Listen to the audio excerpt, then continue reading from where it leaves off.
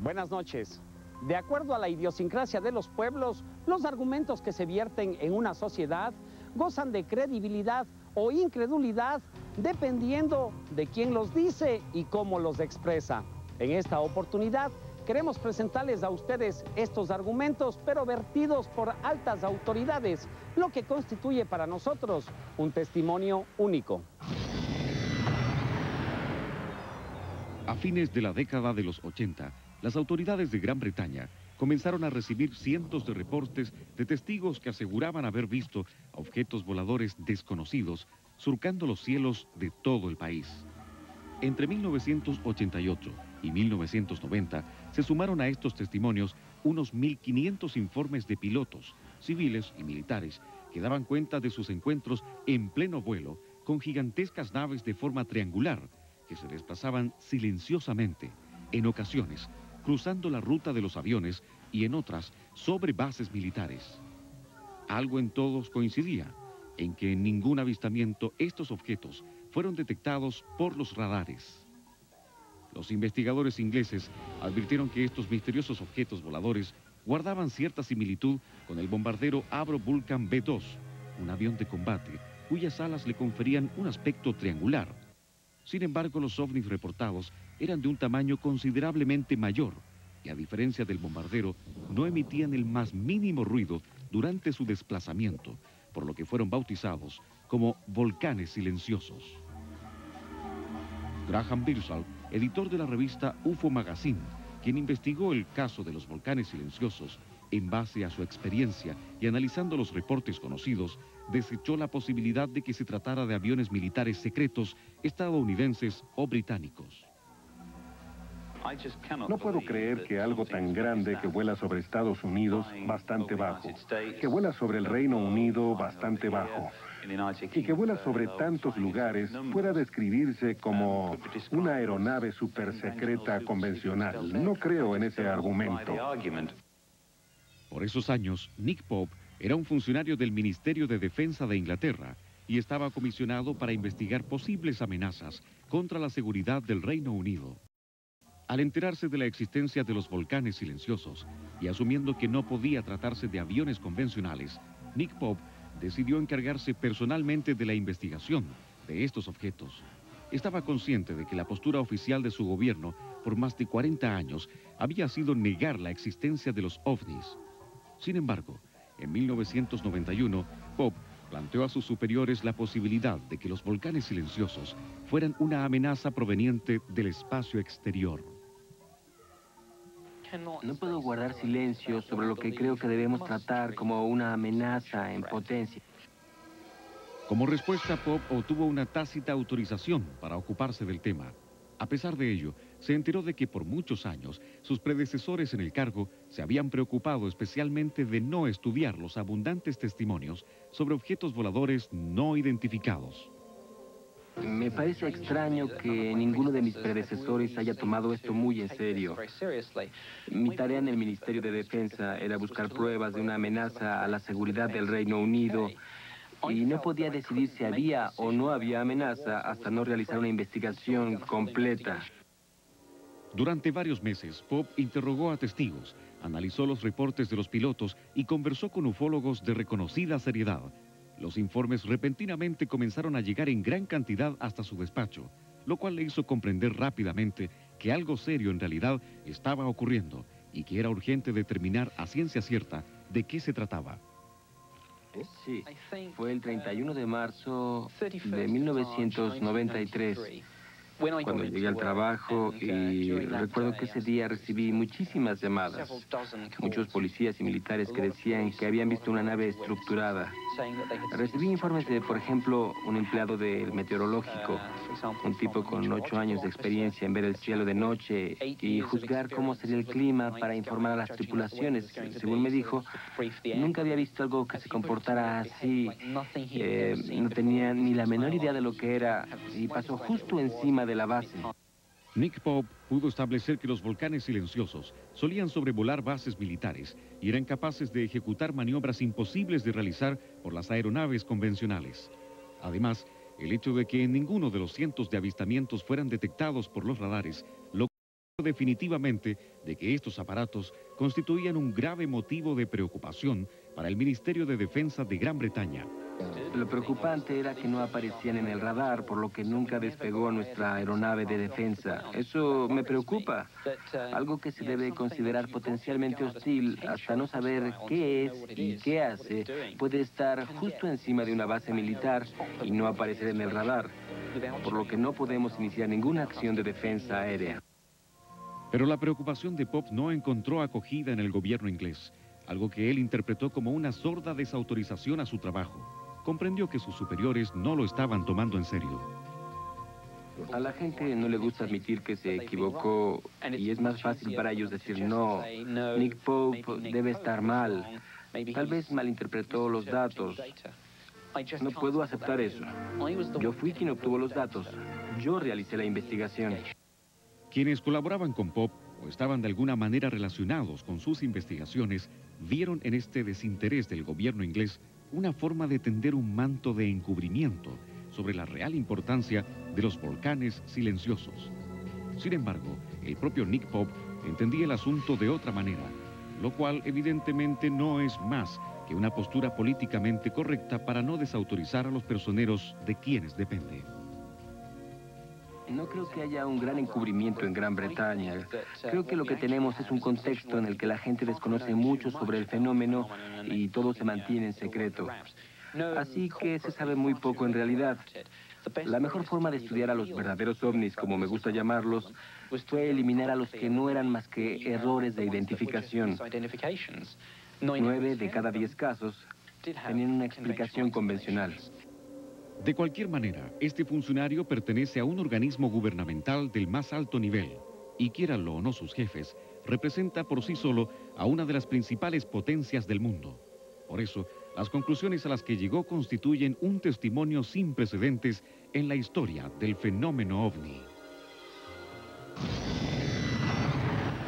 Estoy seguro de que algunas son naves espaciales extraterrestres, que en otros lugares del universo ha evolucionado otra inteligencia y está haciendo lo que nosotros estamos empezando a hacer.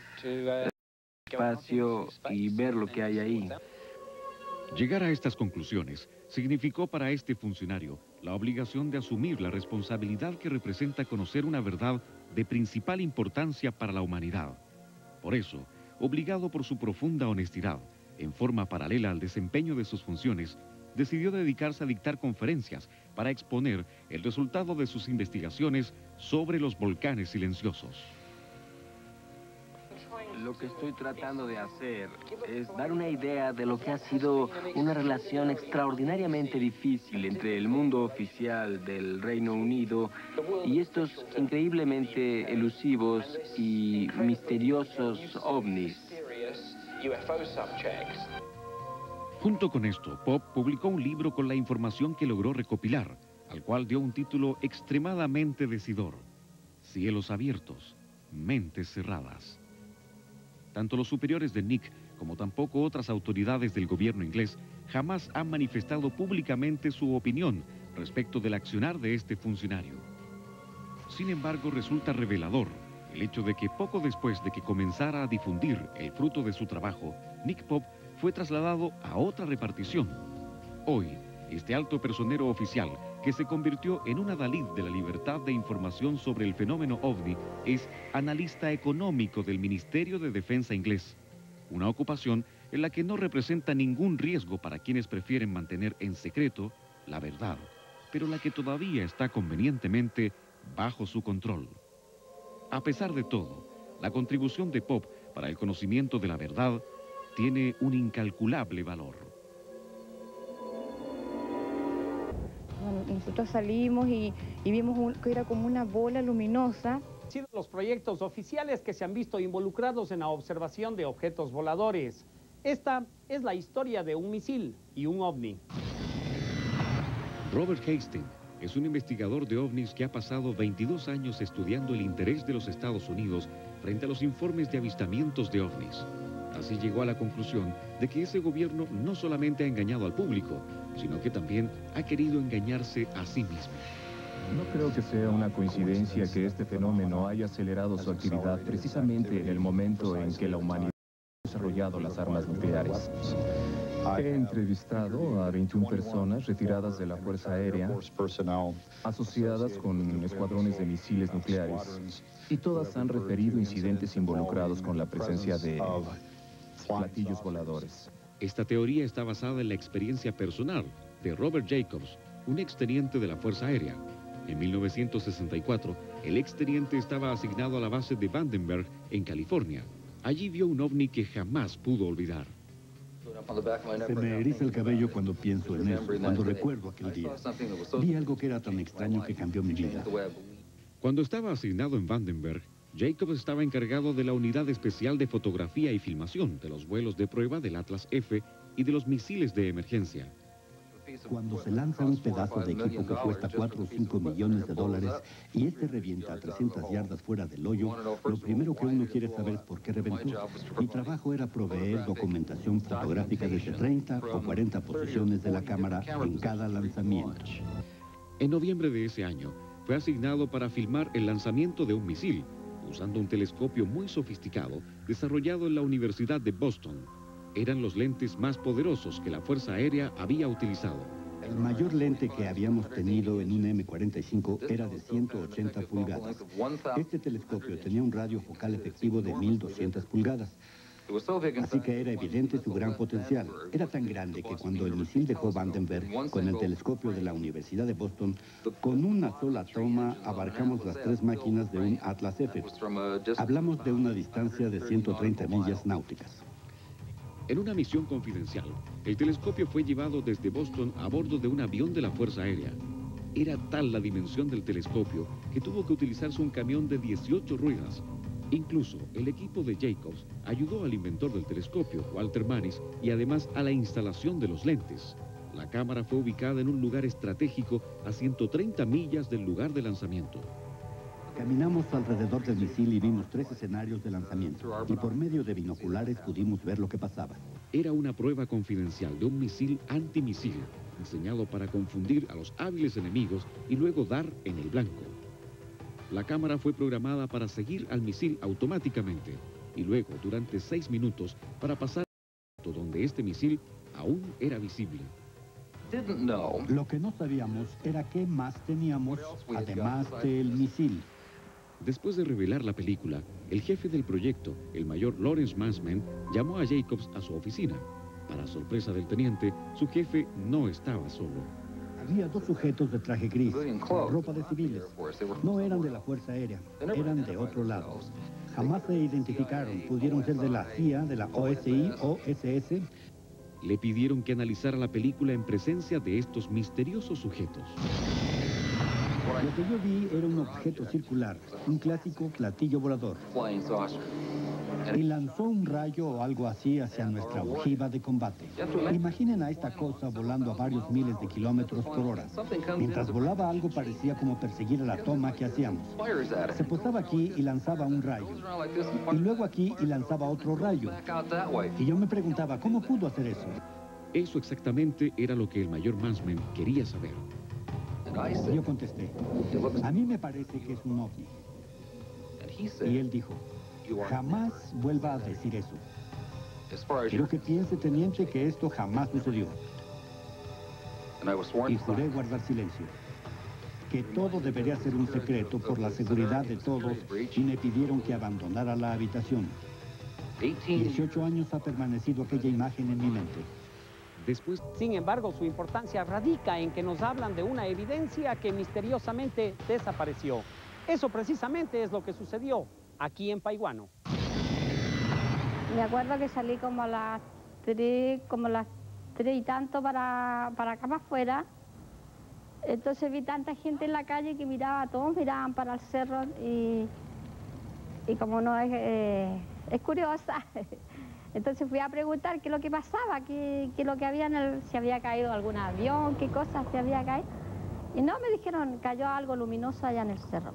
Así comienza la extraña y misteriosa historia que vivieron los habitantes de Paiguano, una pequeña localidad ubicada a 70 kilómetros de La Serena. Fundado el 22 de diciembre de 1891, este apacible y tranquilo lugar, hace pocos meses, fue protagonista de un hecho que ya se ha inscrito en los anales de la ufología de nuestro país. Las personas sintieron un fuerte ruido y vieron que algo cayó en el sector Las Moyacas, en el cerro sector Las Moyacas que le llaman. Don Arturo no fue el único habitante de Paihuano que se conmovió con lo sucedido. A 3 meses de ocurrido el incidente, junto a Jaime Tamayo de Ovnivisión, viajamos a Paihuano con el fin de reconstruir los hechos. Jaime Tamayo, quien investigó el hecho, nos contó que el 7 de octubre del año pasado, numerosos testigos aseguraron haber observado el repentino choque de un objeto de color plateado en la cumbre del cerro Las Moyacas.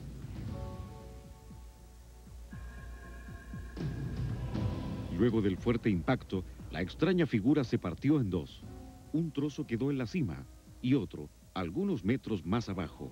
Era un brillo extraño, era un brillo que nada que ver con lo relacionado aquí al cerro, o sea, era nada que ver, o sea, no era de avión, no era de un papel, no era una calamina que podría haber sido una lata, que decían que era una lata, ¿no es cierto? No, era otra cosa. Era como plateado, cuando cayó, sí, porque se veía, como le digo, a simple vista, pero realmente uno no sabía que... Y otros decían que era una piedra, pero ¿cuántos años llevamos aquí? Ahora, mire, igual le queda alumbra. Extrañamente, a esa misma hora, Paihuano se oscurecía, y no naturalmente. El suministro de electricidad quedó interrumpido por algunos minutos. Además, el impacto provocó interferencias en las comunicaciones y un estruendo jamás escuchado en el lugar.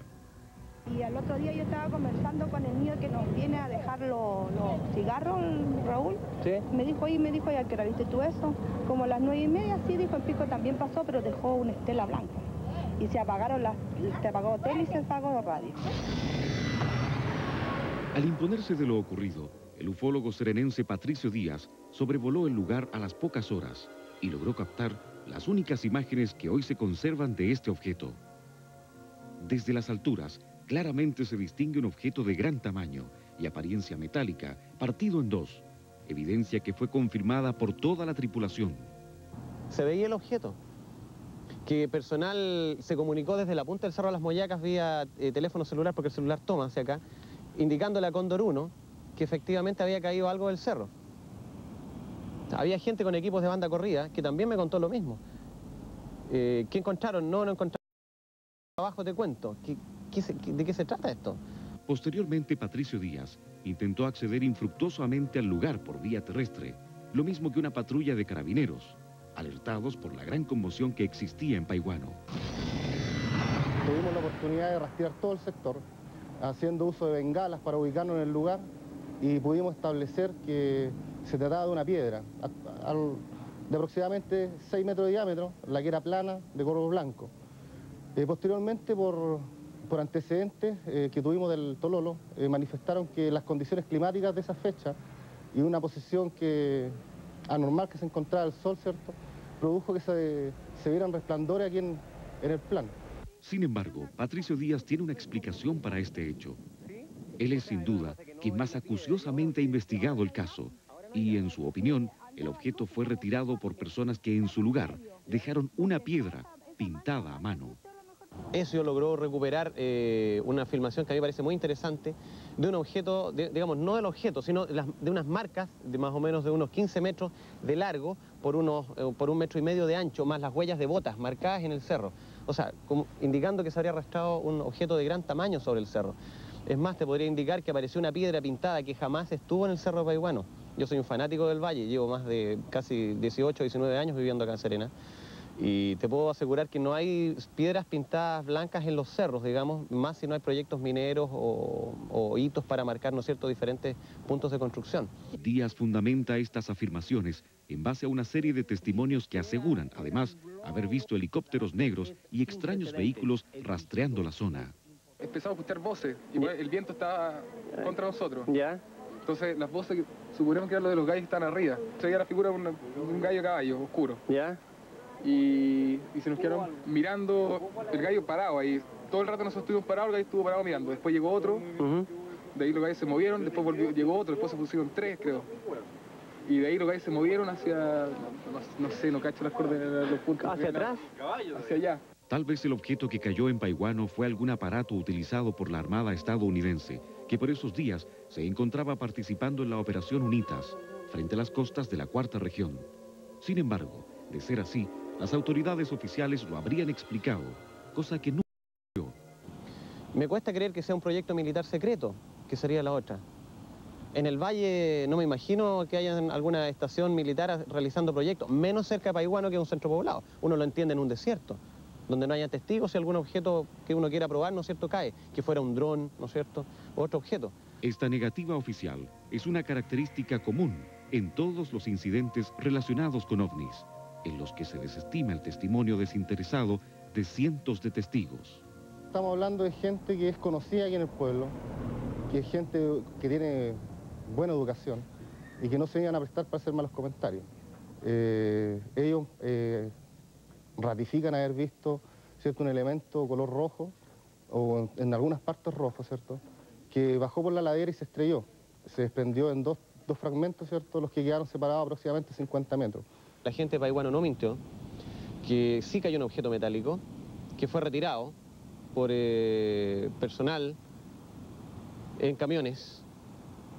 Están los testimonios de teléfono. Sabemos que fueron helicópteros que tenían capacidad de vuelo infrarrojo, de vuelo nocturno. El pueblo no se puede poner de acuerdo completo en hacer una broma o que todos lo alucinemos juntos. Sería imposible. Y una mentira de una persona no puede ser tan relevante. De que pasó algo, pasó. ¿Será que la bucólica tranquilidad de Paihuano se vio amenazada con esta repentina notoriedad?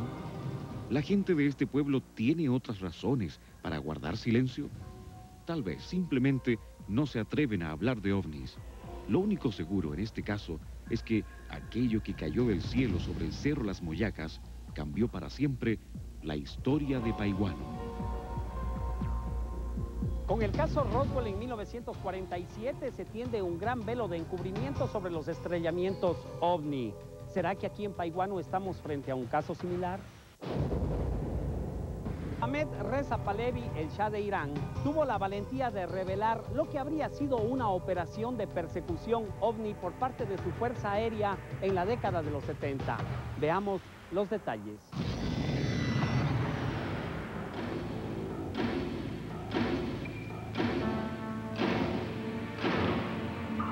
Al principio pensamos que eran los iraquíes. De repente vi ese objeto volador girando y girando y girando y subiendo y subiendo. Y le dije a mi madre, acabo de ver un platillo volador, vi un ovni. Fue visto por pilotos, generales y el radar de la Fuerza Aérea. Objetos voladores no identificados detectados a solo kilómetros por personal militar que presenció uno de los encuentros más espectaculares. Esta cinta fue producida por el gobierno de Irán y detalla lo que ocurrió hace 23 años. Cuando vi la velocidad con que volaba el objeto, pensé, eso no es un helicóptero y tampoco es un avión, así que debe ser un objeto volador no identificado. La lectura del radar dentro de la torre de control de la base aérea de Mebarad indicaba que el objeto tenía las dimensiones de un Boeing 707. La situación era seria y el general brigadier Nader Yousefi, comandante de la base de operaciones y el número 3 de la Fuerza Aérea iraní, notificó el hecho inmediatamente. Quería informarme que los aviones iban a despegar de su base para la lucha aérea. El general Yousefi autorizó a un avión Phantom 4 para que se preparara para un vuelo de inspección. Su misión era contactar al ovni y averiguar qué era. El F-4 alcanzó a perseguir al ovni a una altitud de 11.000 metros y el piloto jefe reportó que veía un objeto brillante a 120 kilómetros frente a él. Estas son las transmisiones de radio entre el piloto y la torre de control. Me acerco a un objeto brillante. ¿Y qué es lo que estás viendo exactamente? Está sobre Teherán. Puedo verlo. Estoy a 80 kilómetros. ¿Qué hago? ¿Puedes identificar el objeto? El F-4 se estaba acercando rápidamente, pero cuando el piloto llegó a 16 kilómetros del ovni, todos los instrumentos fallaron. El F-4 se retiró y luego regresó para un segundo intento. Otra vez fallaron los instrumentos. Cuando me acerco al objeto, mis instrumentos no funcionan. Tengo miedo. ¿Qué hago? Tengo poca gasolina. ¿Me escuchas? Sí, te escucho. Si crees que es peligroso, retírate. Era como si una fuerza electromagnética estuviese repeliendo al avión. Lo cierto es que los pilotos nunca pudieron acercarse de 11 kilómetros sin que fuesen forzados a retirarse. Esto sugería una especie de mecanismo de control del fenómeno. Probablemente del mismo sistema del avión. Como si cuando el aeroplano ya no presentara peligro, pudiera cambiar la radiación o cualquiera que fuese la energía o el efecto. Entonces los sistemas volvieron a la normalidad. Colgué el teléfono y corrí al balcón a ver si podía ver el objeto. Vi una gran estrella en el cielo. Era por lo menos 2 veces más grande que las otras estrellas. Pregunté a la torre de control de qué había sucedido. Me contestaron que nuevamente habían perdido la comunicación. El general Yousefi ordenó a que un segundo F-4 interceptara el ovni. El piloto era el mayor Hussein Hofadi, un experto en artillería aérea. Suceden cosas extrañas. No identificamos al objeto. A menos de 18 kilómetros se desactiva mi equipo de emergencia. No podemos identificar el objeto. Podrás acercarte más. Acércate como puedas. Fue como a las 12 millas que perdimos la comunicación. No escuché más al piloto y realmente me asusté. ¿Qué podía suceder? ¿Qué le había sucedido al piloto? Cuando el F-4 se alejó, la comunicación se restableció inmediatamente. Así que le pedí al controlador de la torre que les dijese que continuaran con su misión para intentar conseguir más información sobre el objeto volador. Entonces, el mayor Hofadi nerviosamente informó que un ovni había emergido de la nave y estaba tratando de contactarse. Se dirigía hacia ellos. Trataron de derribarlo y cuando abrieron fuego, el sistema no funcionó. En ese momento era inoperable y no pudieron lanzar los misiles. Los pilotos intentaron lanzarse fuera de sus asientos, pero el botón de expulsión estaba atorado. En ese momento todos los sistemas eran inoperables. Los sistemas de fuga estaban descompuestos. Así que lo único que hice fue pedir a Dios, Dios sálvalos. El F-4 no tenía otra alternativa que utilizar la fuerza G negativa para escapar del ovni. Cuando el avión se encontraba a 16 kilómetros del aparato más grande, el objeto más pequeño se retiró. Casi inmediatamente toda la comunicación a bordo se reanudó. Los mismos volvieron a la normalidad. El mayor Hofadi informó entonces que el objeto volador más pequeño parecía estar aterrizando en la cima de una montaña en Teherán. Este aterrizaje fue confirmado por el radar de la torre de control. Incluso el propio general Yousefi fue testigo del aterrizaje desde su balcón. El ovni aterrizó en la cima de una montaña. Ahí se dio la comunicación entre la nave nodriza y el pequeño objeto volador. Las luces entre ambos estaban conectadas. Mientras aterrizaban, la torre de control me gritaba por teléfono. Me decían: general, este objeto volador los persigue y va a aterrizar en Meherabad. Y eso no es lo único. Veo una gran luz con destellos intermitentes alrededor en rojo, azul y amarillo. La llamada nave nodriza rastreó al F-4 hasta la base aérea de Meherabad y sobrevoló la pista de aterrizaje, mientras ejecutaba lo que puede ser catalogado como un vuelo de paso. Entonces, la potencia eléctrica de la base se apagó. Eso fue muy extraño para todos y nos preguntábamos unos a otros por qué falló la electricidad por unos segundos. Francamente, no tengo ninguna explicación para eso. Pero puedo decir que ha habido otras cosas bien documentadas donde la energía eléctrica ha sido interrumpida en grandes áreas durante la presencia de un ovni. Después del sobrevuelo, la nave se fue hacia el oeste, como si dijese misión cumplida. Equipos de rastreo fueron enviados al lugar de aterrizaje de la nave pequeña, mientras la torre de control trataba de localizar la nave nodriza. Esta fue vista 5 minutos después, sobre el Mediterráneo por un piloto de la Fuerza Aérea Egipcia, y más tarde se observó el ovni sobre Lisboa. Esa fue la última vez que se vio al objeto. conocemos las capacidades de otros países y la capacidad de sus aviones. Pudo ser espionaje aéreo, yo realmente no tengo idea, pero posiblemente sean de algún otro mundo. Ahora exiliado en California, fue el vicecomandante de la segunda base de tácticas de guerra y cuenta que al día siguiente del encuentro fue parte de una reunión clasificada entre la Fuerza Aérea Imperial y el gobierno de los Estados Unidos. Hussein Pirouza, controlador de tráfico en la base aérea de Mesbarad, también fue testigo de esta secreta reunión. Concluyeron que ningún país es capaz de tener tal tecnología. Y todos creyeron que debía ser un extraño objeto de otro espacio. Reuní sé por qué esta información está prohibida para el público. Alguien en el gobierno no quiere abrirse al público. No sé por qué, pero... A pesar de que la prensa negaba la veracidad del evento, hoy se sabe que una investigación a gran escala se llevó a cabo en Irán. Yo le pedí al piloto de la Fuerza Aérea que hiciera un reconocimiento del ovni. Las agencias, incluyendo la CIA, tienen archivada información sobre este caso en particular.